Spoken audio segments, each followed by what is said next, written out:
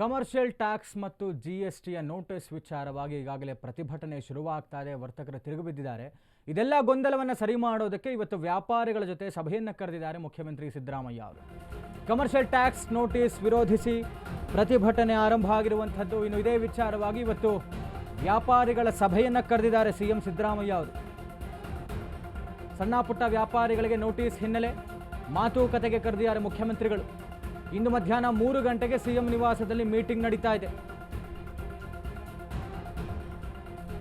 ಸಣ್ಣ ಪುಟ್ಟ ವ್ಯಾಪಾರಿಗಳ ಜೊತೆ ಸಿಎಂ ಸಿದ್ದರಾಮಯ್ಯ ಚರ್ಚೆಗೆ ಮುಂದಾಗ್ತಾ ಇದ್ದಾರೆ.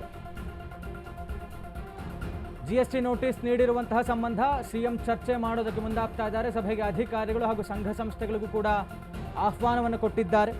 ಹಿರಿಯ ಅಧಿಕಾರಿಗಳು ಸೇರಿ 18 ಸಂಘ ಸಂಸ್ಥೆಗಳಿಗೆ ಈ ಒಂದು ಮೀಟಿಂಗ್ಗೆ ಆಹ್ವಾನವನ್ನು ಕೊಟ್ಟಿದ್ದಾರೆ. ಏನಿಗಾಗಲೇ ಎಲ್ಲ ಕಡೆ ವಿರೋಧ ವ್ಯಕ್ತವಾಗ್ತಾ ಇದೆ. ಕಮರ್ಷಿಯಲ್ ಟ್ಯಾಕ್ಸ್ ಮತ್ತು ಜಿಎಸ್ಟಿ ನೋಟಿಸ್ ಕೊಟ್ಟಿರುವಂಥದ್ದು ಸಣ್ಣ ಪುಟ್ಟ ವ್ಯಾಪಾರಿಗಳಿಗೆ. ಎಲ್ಲ ಒಂದು ಕಡೆ ಇದೇನೋ ಒಂದು ಗೊಂದಲ ಇದೆ ಈ ಮಧ್ಯದಲ್ಲಿ. ಇಷ್ಟೆಲ್ಲವೂ ಲಕ್ಷಗಟ್ಟಲೆ ನಾವು ಟ್ಯಾಕ್ಸ್ ಕಟ್ಟಕ್ಕೆ ಸಾಧ್ಯ ಇದೆಯಾ? ನಮ್ಗೆ ಯಾಕೆ ಈ ಥರದ ಒಂದು ನೋಟಿಸ್ ಕೊಟ್ಟಿರುವಂಥದ್ದು ಜಿಎಸ್ಟಿ ಮತ್ತು ಕಮರ್ಷಿಯಲ್ ಟ್ಯಾಕ್ಸ್?